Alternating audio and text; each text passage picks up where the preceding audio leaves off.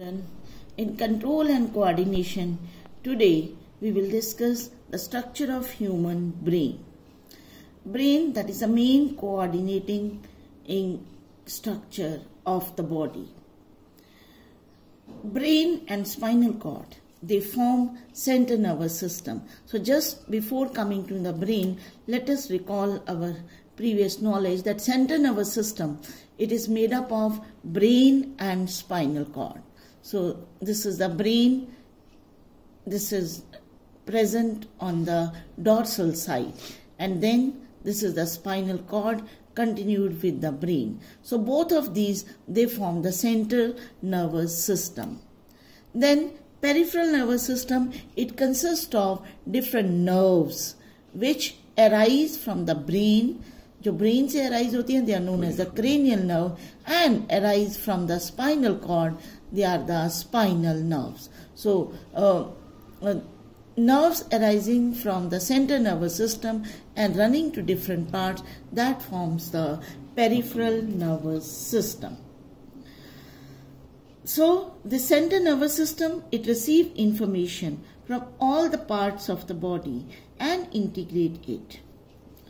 Basically, the human brain, that is a organ of soft nervous tissue. It is protected in our skull, in a bony box that is known as a cranium.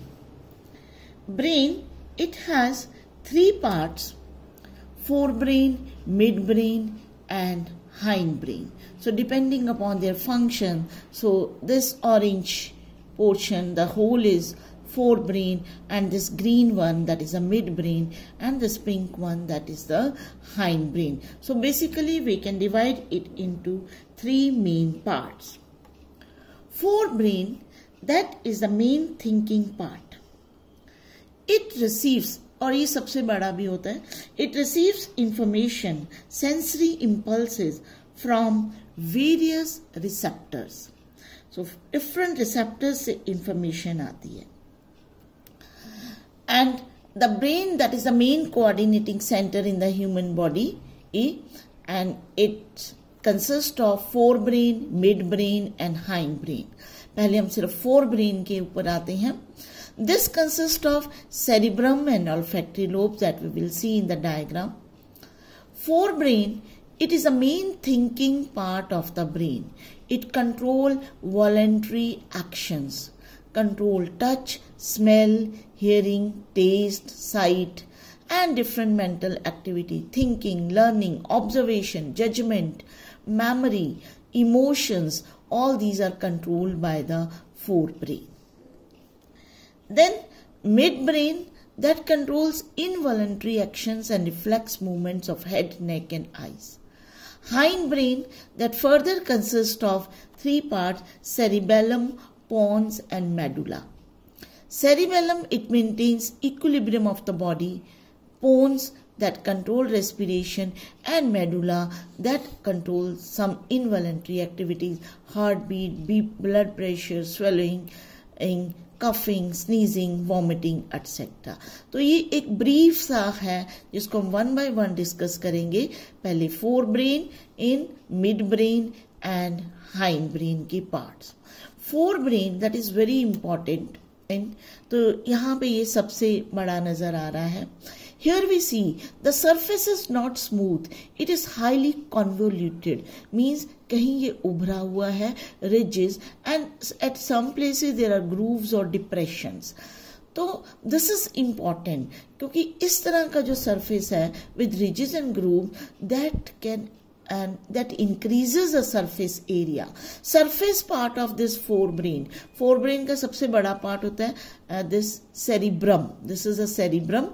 तो ये जो surface area है इसका, that is increased by these convolution and it can accommodate more neurons. ज़्यादा nerve cells accommodate होता है जितना ज़्यादा surface area. Surface is known as cerebral cortex. वैसे भी आउटर पोर्शन को हम कॉर्टेक्स कहते हैं. फिर यहाँ पे आप देख रहे हो कि अलग अलग कलर्स की ये बनाई हुई हैं lobe, parietal lobe. You are not mainly concern with the names of these, तो आपके टेक्स्ट बुक्स में सिर्फ इतना ही है कि हमने ये डिफरेंट एरियाज होते हैं, they receive information from different receptors, जैसे फ्रॉम सेंस ऑर्गन, जहाँ पे कहीं से जो है आई से इंफॉर्मेशन होती है, कहीं से ऑप्टिक और कहीं से जो है वो स्मेल की इंफॉर्मेशन, ऑल्फैक्टरी, तो कहीं से हियरिंग इंफॉर्मेशन होती है। तो different areas are there and they get information from the receptors. Then there are separate areas, association area. तो 3 तरह के एरियाज होते हैं इसमें हर लोब्स में, एक सेंसरी एरिया, एक एसोसिएशन एरिया एंड तीसरा जो होता है motor area. Sensory area receive करता है इंफॉर्मेशन, एसोसिएशन एरिया उसको इंटरप्रेट करता है कि ये है क्या, उसको एनालाइज करता है और फिर उसका रिस्पॉन्स मतलब क्या होना चाहिए, क्या जवाब देना इसका। और मोटर एरिया जो होता है that transmit the information to the muscles. तो एक लेता है, दूसरा उसको एनालाइज करता है, स्टडी करता है और तीसरा उसके रिस्पॉन्स को वापस भेजता है। सो 3 तरह के एरिया और इस डिफरेंट लोब्स, ताकि वो डिफरेंट सेंसस से जो है इंफॉर्मेशन को रिसीव कर सके। So that is the cerebrum. That is why जो है this is also known as a site of intelligence। और जरूरी नहीं है कि जो इंफॉर्मेशन आती है सिर्फ उसी को इंटरप्रेट करता है, उसको रिलेट करता है with the previous information stored in the brain. Brain का एक और मेन रोल क्या, it is a site of memory. तो मेमोरी जो है इसमें स्टोर होती है। तो हमें पता है कि हमें ये आग है, इसको टच नहीं करना क्योंकि इसमें हमारा हाथ जल सकता है, because that is the memory stored in our brain कि कभी हमने उसको गर्म चीज को टच किया तो बर्निंग हुई ही। तो लाइक दिस कि ये जो है या एक्सपीरियंस, प्रीवियस एक्सपीरियंसेस, मेमोरीज इस से भी इंफॉर्मेशन को रिलेट करता है and then give the response. So motor areas control the movement of voluntary muscles, जैसे legs हैं, arms हैं, उनकी उसको कंट्रोल करता है। तो यहाँ पे हमें सिर्फ एक ये सेरिब्रम पार्ट दिख रहा है और दूसरा हमारा हाइंड ब्रेन के पार्ट दिख रहे हैं। Cerebellum, pons and medulla oblongata, ये हाइंड ब्रेन के पार्ट है। यहाँ पे हमें मिड ब्रेन अभी नजर नहीं आ रहा। तो यहाँ पे आप देखो कि here you see that जो सेरिब्रम जो हम कह रहे हैं, this is in the form of hemisphere, आधे सर्कल की तरह है। ये भी 2 होते हैं, दोनों साइड पे एक एक, लेफ्ट एंड राइट, और बीच में जो है वो जुड़े हैं by this tissue corpus callosum।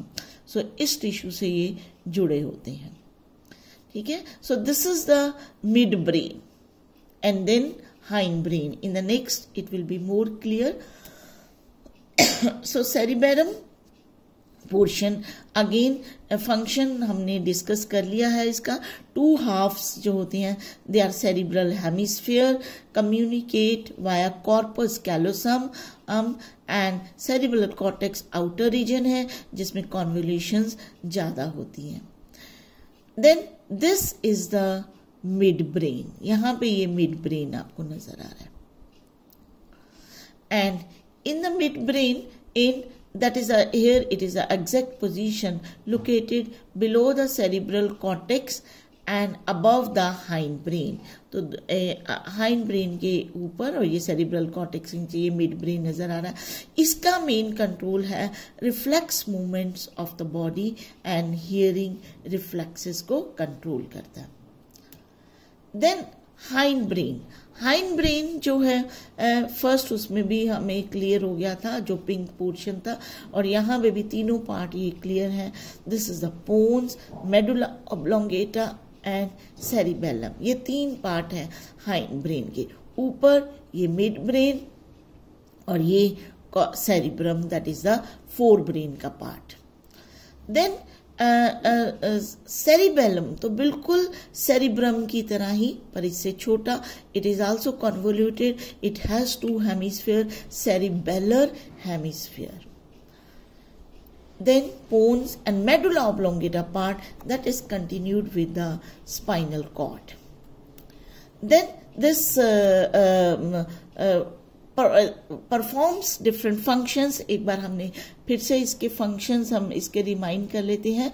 Cerebellum that consists of that help in maintaining the equilibrium of the body, balance, posture of the body, and pons that controls respiration, and medulla oblongata it controls many involuntary action. Midbrain भी involuntary हमने किया, reflex movement control करता है. And medulla भी involuntary बहुत सारे activities control करता है, like heart beat, blood pressure, swelling, coughing, sneezing, vomiting, etc. So these are the overall function of the brain is that it is the control center in the human body, coordinating center, and brain जो है dorsal in position, it is filled with the fluid, hollow होता है अंदर से, it is filled with the fluid that is known as cerebrospinal fluid. cerebro क्योंकि ये brain में भी होता है, spinal cord में भी होता है, इसलिए हम इसका नाम cerebrospinal fluid which protect the brain from the shocks. And इसकी जो membrane होती है that are known as meninges. So these are the different parts of the brain. So you have to draw the diagram. And overall function of the brain, site of intelligence, coordinating center, hunger, thirst, everything is controlled by the brain. Moreover, it also contains the glands and hypothalamus and pituitary gland which are the endocrine glands, and they secretes the hormone. So this is about the human brain. Thank you so much.